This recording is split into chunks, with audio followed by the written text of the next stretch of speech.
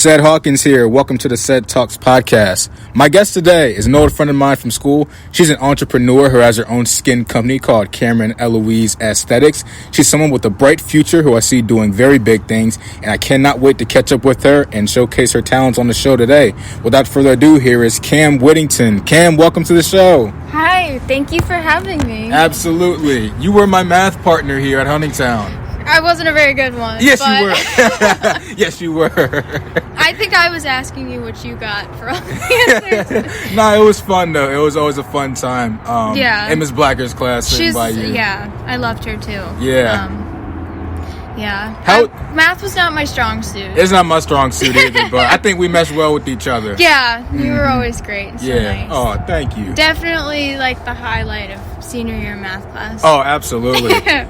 How was your New Year's been? You know, it's the New Year's, 2021. We got a new president in the office. How has your year been so far? Well, so far, I don't have any complaints. Like, we have a new president in office. I graduate next month. Ooh. So I'm really excited about that. And then I'll be getting a new full-time job somewhere. So that's coming up. But this is like the year of transitions for me. It's going to be a big year of me kind of going out into the big world and working my big girl job and finally having like a career established. And it almost kind of feels like too good to be true, you know? Because, I tried to figure out what I wanted to do for so long.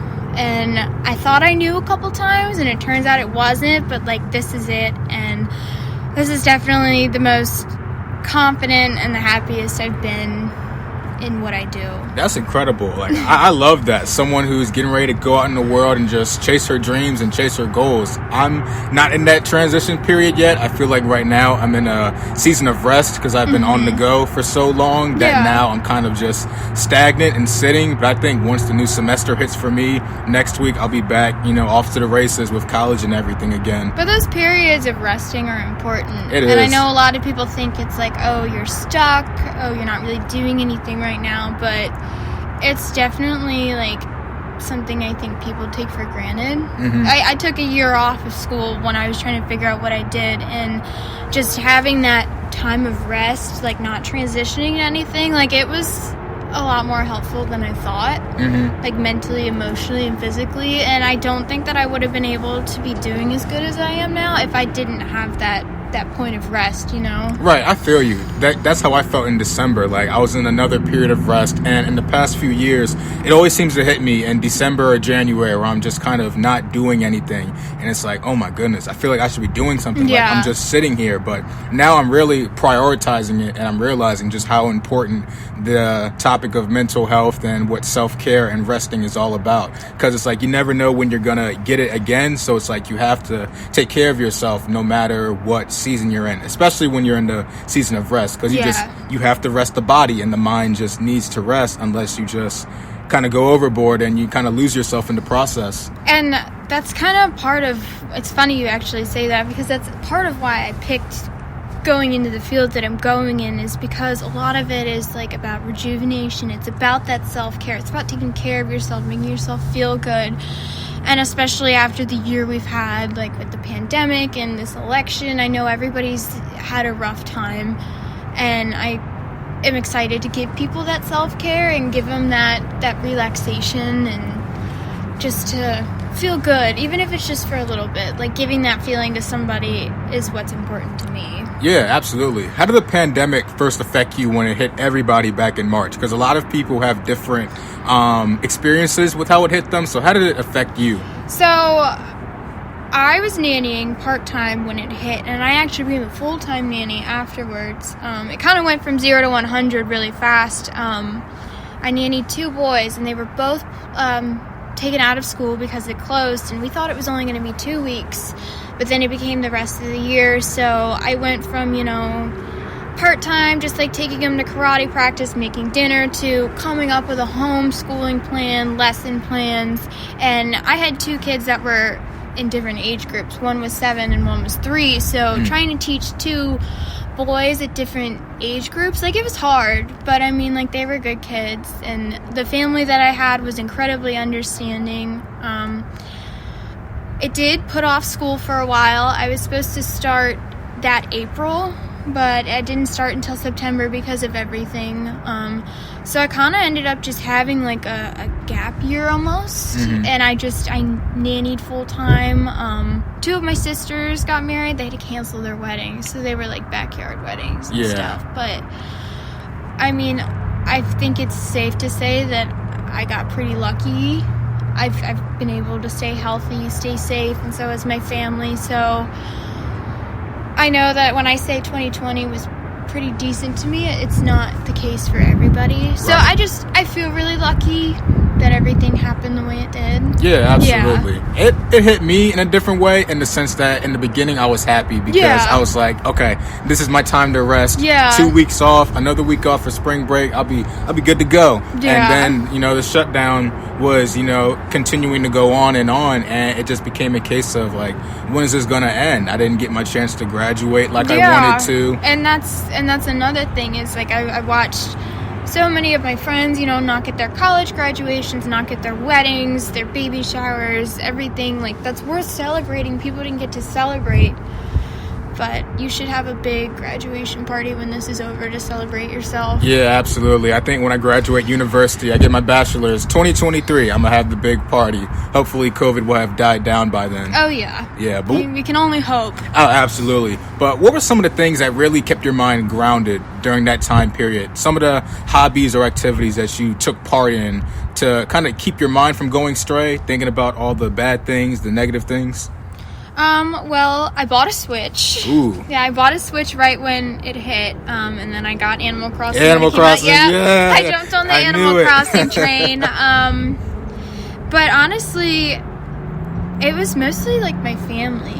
Because I wasn't going anywhere and I wasn't seeing a lot of my friends. It was my mom, it was my stepdad, it was my stepbrother. I think that this year definitely brought us much closer together. I spent a lot more time with them than I used to.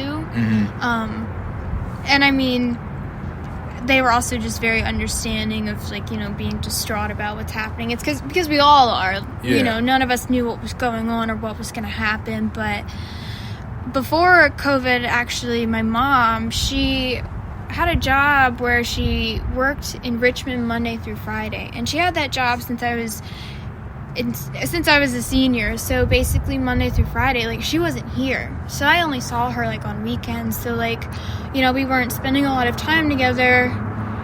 But now that she was home, not going to Richmond anymore, it's like I finally have my mom back. So that was really nice.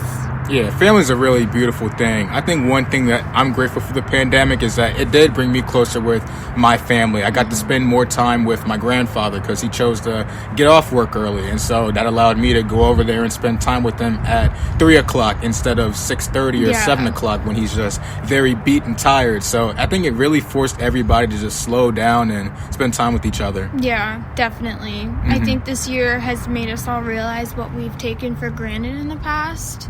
Since all of it was kind of taken away. Yeah.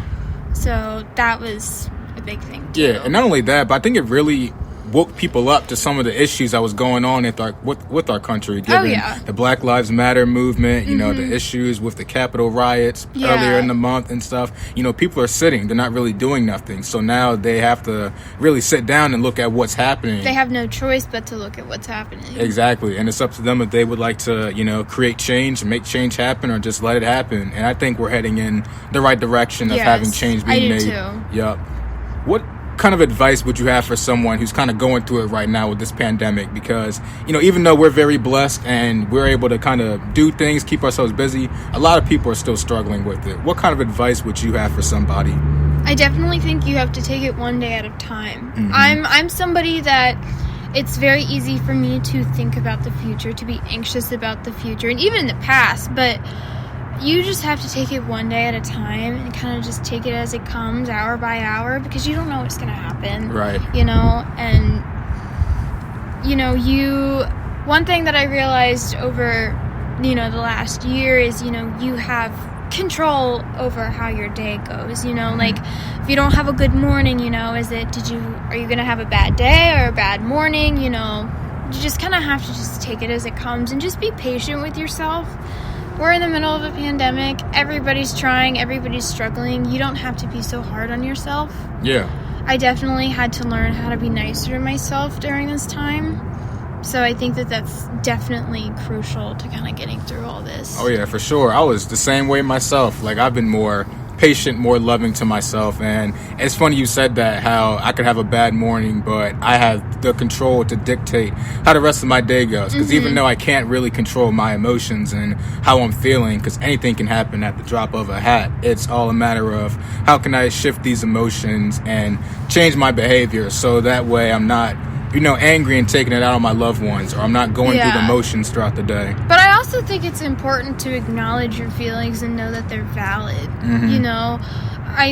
It's so easy to like not want to feel a certain way that you want to do everything you can to not feel that way. But even just taking a minute to say like, hey, I'm really angry right now. I'm really stressed right now. I'm not doing too good right now. Like, that's kind of self-care in a way of just like, it's a very simple form of self-care. Right. Just acknowledging you're not doing or feeling good. Yeah, and that's a struggle that a lot of men face within my community, is that they don't really want to talk about how they're feeling. They kind of internalize it and bottle it up inside, and then those emotions come out in aggression or just being very rude and disrespectful. And so I always try to promote on the podcast to express your emotions. Don't be afraid to be vulnerable with the people that love and care about you, because they're the ones that will support you in the end. Being vulnerable is healthy. It is.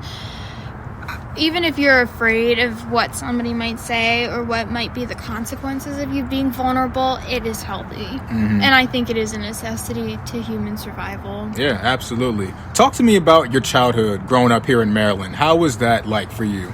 So I was born and raised here. Yep. My parents, they divorced when I was 3, so I don't remember it, so I wasn't really affected by it, but both of them remarried amazingly wonderful people, and I got very lucky with the family dynamic that I have. My mom and my stepmom are really close friends, actually. My brother just got a job working, my stepbrother on my mom's side just got a job working for my dad, so we're really blended, and we all get along really well, and it's a really healthy family, and I was very blessed to have that.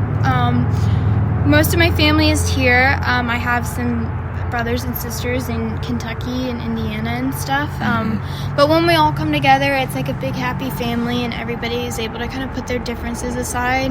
So I have a great family. I have a great support system. They're awesome. That's cool, strong family ties, especially with your mother and your father staying friends and allowing their families to blend together. That's so rare within our society, because usually they're at each other's throats and they just absolutely hate each other. And that's something that I'm always going to admire about them, is their ability to, put things aside and put the kids first, to put family first. Yeah, with you being a really big family person, and with the pandemic kind of forcing all of us to not really mingle as much, did that really affect you, of course, during the holiday times? A little bit. I know even pandemic or not, people tend to struggle around the holidays. Right. With seasonal depression, family issues, stuff like that. The seasonal depression, I know that's kind of where it gets me, but I mean, honestly, holidays for me, it's kind of a sigh of relief, because it's like the year's over. It's over. Nobody's expecting anything from you anymore. Now's the time to celebrate. And so, my birthday, Christmas, and New Year's is all in December, so it's like one big party month for me, you know? Yeah. So it's like, hooray, it's over. Yeah. One thing I've kind of learned from therapy, from like everything I've been dealing with, is kind of like when these big events happen, it's this big hoopla, this big party, and then the party's over with, and then it's like, okay, well, now what? Now what do I do that is over After the holidays is where it gets me. Yeah, and then that's when the anxiety, the depression slowly starts to come in, and that's how it affects me. Yeah. What are some ways that kind of helps you cope when you get in that mindset? So, one of my go-tos is skincare, which is why I decided to go into the field. I had a lot of issues my senior year with my mental health, and that's when I really started to get into starting to take care of myself more, because, I felt like if you take care of yourself, you'll feel happier, and I did. And so anytime that I feel myself kind of getting low, it's like, all right, it's time for a facial, or it's time to wax something, it just, like, that self-care and taking care of yourself and that wellness is, like, that's what gets me through it. Like, yeah, I feel you. My go-to is organizing and cleaning. Like, I wish that was my go-to. Whenever I'm in the room, whenever I'm in the room and I feel something coming up, I'm like, okay, let's see what I can organize, and I'll put a podcast on in the background, and then 5 to 10 minutes later, once I get the groove on, it slowly starts to digress a little bit, and I start to move around more. And I think that's important, being able to find that type of direction to if you help ever you feel out. stressed or anxious, come to my house. Oh, clean for real? my room. Okay, sure. I'm just kidding. But yeah, podcasts, true crime podcasts. Yeah, put one on the background, put a face mask on. Yeah. It's just simple things, Yeah, I feel you. Anything to kind of get you out of that headspace, because it's a terrible headspace to be in. Mm-hmm. When you think of some of the morals and values that your parents, your step-parents, everything that they taught you, what are some of the things that you still carry to this day? A lot of the values that I carry come from my mom. She's a very strong person. She's incredibly selfless. I've watched her sacrifice so much for me and my sister's happiness over the years. Because, there was a point where my stepdad wasn't in the picture, and she did it all on her own, and she's taught me that kindness is a very important quality to have. Mm-hmm. Kindness and compassion. And so because of her, I've always done my best to, think about the things that I say to people and always treat people with kindness, because it goes a long way, especially because you don't know what people are going through. Yeah, exactly. I think that's a beautiful thing to be able to be taught, just the simple fact of kindness. As I told you earlier, I work in a daycare with kids, and sometimes they cannot be nice people. Oh, yeah. And sometimes that's a reflection of their parents. And so it becomes, are they not teaching them these essential items, like how to be nice, how to be kind to someone? Like, you don't just go up to someone and be like, I don't like your shoes. And that happened to me once. Of course, I'm an adult, so I don't care. But still, it's important to show kindness to others, because like you said, you never know what somebody is going through. A simple hello or a simple, hey, how you doing? Like, over enthusiasm, that could brighten somebody's day. Yeah, you're right, honestly. Yeah, exactly. How was your school life like for you here in Calvert County? Because a lot of people have different experiences with it. How was your schooling experience here? I say it was pretty good for the most part. Middle school is when things got hard, but who didn't have a hard time in middle school? Oh, yeah. High school is definitely the thing that if I could do it over again, I would. And not on the academics aspect of it, of more so like I wish I could undo certain things that happened. Mm-hmm. High school was traumatizing. Yeah. Safe to say. Yeah, I went through some pretty not great things that if I had it my way, I'd go back and undo it all. But also, I wouldn't be who I am if I hadn't gone through those things. Yeah, exactly. And the good thing is that in the end, you came out stronger because of what you went through. Mm-hmm. Yeah. And you helped me out in a lot of ways, too, senior year. I had some things going on, too, with my mother. She was in the hospital, had her heart transplant and everything. And there could be times when I was pretty much running the household for the first time, really, at 17. Really stressful stuff. And sometimes it really did get to me. So it was nice to be able to, call my friends up like you or other people when I just really didn't feel like talking to family in a lot of ways. It helped me out in a lot of ways. That's good. I'm really glad. Yeah, absolutely. And so if you could offer a piece of advice, to anybody kind of going through it right now, they could be in high school or college, a lot of mental, issues. What would you say to that individual that you wish you could have told yourself? Don't let your happiness cost at the expense of others. Don't sacrifice your happiness just to make other people happy. Yeah. Also, when you feel how you feel, you can't punish yourself for being upset about something or being angry. Yeah. Even if somebody tells you don't have a right to feel that way, you do. Because it's how you feel. Right, exactly. I can respect that. And so shifting gears from that, you're in senior year, you're getting ready for college. What swayed you to choose college versus other alternative routes? Well, I did choose college, and then I unchose college. Right. What happened there? I tried CSM. I remember seeing you there a couple times. Yeah. I remember specifically texting you because I had a crisis, and I was like, should I change my major? I don't know what I want to do. You did. I think I changed my major around 3 or 4 times.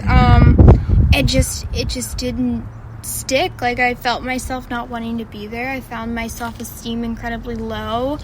I felt lonely. I felt isolated. I felt like the people who were there wanted to be there. They wanted to learn, and I didn't.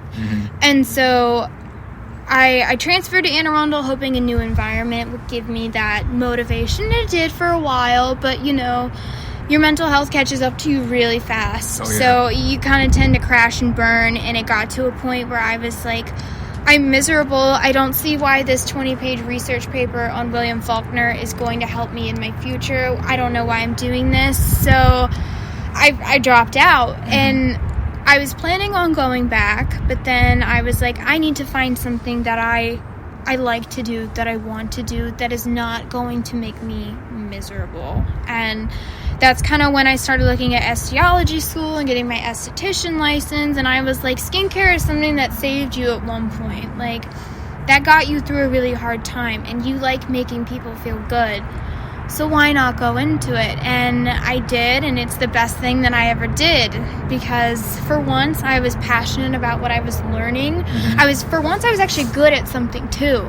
Like, I struggled finding what I was good at, and I finally did. And seeing the way that people smile and how they feel after they get a facial or they get a waxing, or just when they have that wellness that we provide, like, it gives me like a sense of like euphoria, and that's when I'm like, I know this is what I'm meant to be doing. Yeah, what a blessing that you were able to find your calling and find your purpose. And of course, it took some missteps. You had some instances where you kind of fell down, but you were able to pick yourself back up. And now not only are you making yourself happy doing something you love, you're now making other people happy, and you're helping other women feel good about themselves by doing your skincare products. Yeah. Yes, it's definitely like kind of saved me in a way. Yeah, I'm glad you touched on that too. Like that transition after high school into college, because I struggled also my first semester at CSM, where, you know, when I was in high school, it was pretty easy. You know, I had 3 classes. I could go home early.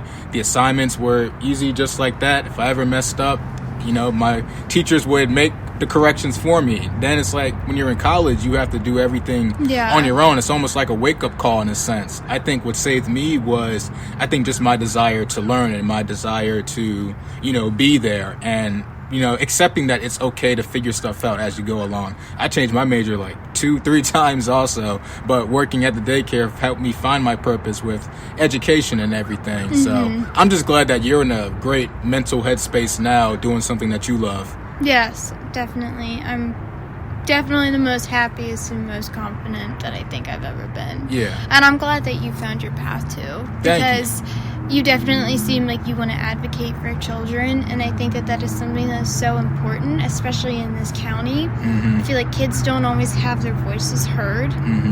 And I think that that's just incredibly important right now. Yeah, absolutely. Thank you for that. Where do you see your business going forward? You know, do you see yourself opening up your own shop? What do you see yourself doing in the future? So I see myself starting out at a spa. So the company and the brand that I go to school for / work for is Aveda, which is like a, you know, skincare hair brand. So I kind of see myself in the realm of that company, but, you know, I'm keeping an open mind. I have a job fair on the 1st where we get to talk to a bunch of spas and interview for positions and stuff like that. I see myself kind of around the DC Arlington area, but I've talked to, you know, family about possibly, you know, venturing out to Louisville where they all live, in Kentucky, and seeing something new. The one thing that's really good about the field that I'm going into is that it's such a broad industry, and there's so many things that you can do. Yeah. So if I were to change my mind about something, like, I can absolutely do it. One thing that I am really interested in when it comes to this industry is social media and branding and marketing and stuff like that.